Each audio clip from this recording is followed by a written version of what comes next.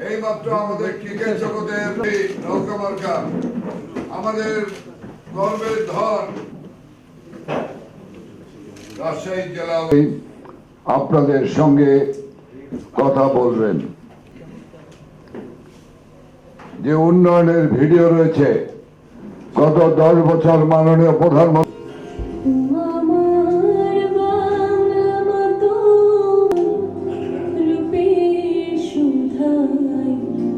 দেশের মানুষের জীবনযাত্রায় কত না ভাঙা গড়ার খেলা সেই গেল তাদের হাজার বছরের স্বপ্নের মানুষ।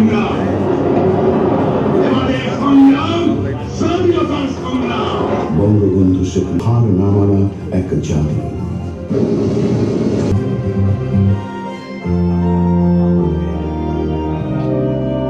নির্বাচনে আগামী 30 ডিসেম্বর নির্বাচনে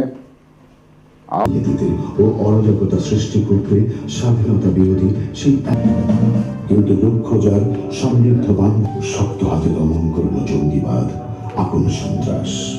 বিচার হলো স্বাধীনতা বিরোধী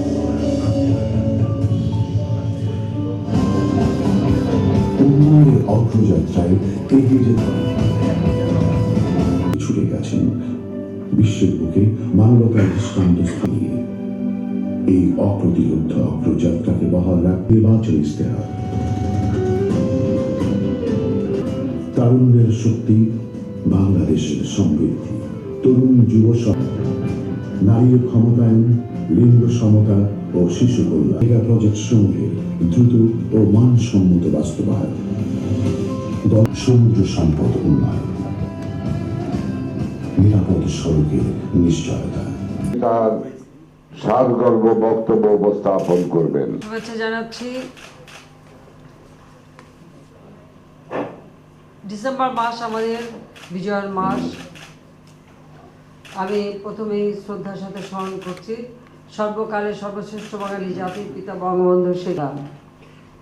30 ডিসেম্বর নিয়ে আমরা নির্বাচনী প্রচারণা চালাচ্ছি এবং আজকে আমরা ভিডিও কনফারেন্সিংয়ের মাধ্যমে রাজশাহীর সঙ্গে আমরা সংযুক্ত হয়েছি।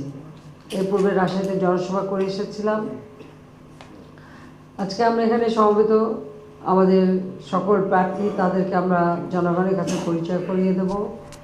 আর আওয়ামী লীগ ক্ষমতায় আসার পর থেকে এদেশের মানুষের যে ভাগ্য পরিবর্তন হয়েছে, আমরা যে 2008 সালে নির্বাচনী ইশতেহারে দিয়েছিলাম ডিজিটাল বাংলাদেশ গড়ে তুলব এবং আমরা দিন বদলের সনদ দিয়েছিলাম যে মানুষের জীবন মান আমরা উন্নত করব, দারিদ্র্যের হাত থেকে মুক্ত করব, ক্ষুধার হাত থেকে মুক্ত করব, একটা উন্নত জীবন দেব।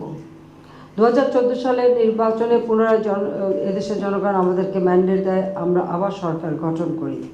ধারাবাহিকভাবে আমরা 2008 থেকে 2014 পর্যন্ত ক্ষমতায় আছি, দেশের সেবা করছি, জনগণের সেবা করতে পারছি। জনগণের প্রতি আমাদের কৃতজ্ঞতা জানাচ্ছি। আর গত নির্বাচনেও আমরা দেখেছি যে কিভাবে বিএনপি জামাত জোট মিলে সেই নির্বাচন ঠেকানোর জন্য অগ্নি সন্ত্রাস শুরু করে। আইন শৃঙ্খলা রক্ষাকারী সংস্থা পুলিশের মানুষকে রাস্তায় ফেলে পিটে মারে। আমাদের বহু সাধারণ মানুষ, নিরীহ মানুষ যারা বাসে চড়ে, ট্রেনে চড়ে, লঞ্চে চড়ে বা নিজেদের গাড়িতে বা সিএনজিতে চড়ে, তাদেরকে পুড়িয়ে হত্যা করা, ট্রাকের ড্রাইভার হেল্পারকে পুড়িয়ে হত্যা করা, মানুষ পুড়িয়ে হত্যা করার মতো এই ধরনের জঘন্য ঘটনা তারা ঘটিয়েছিল শুধু নির্বাচন ঠেকানোর নামে। প্রায় 582টা স্কুল পুড়িয়ে দেয়, 70টা সরকারি অফিস পোড়ায়, 6টা ভূমি অফিস পোড়ায়।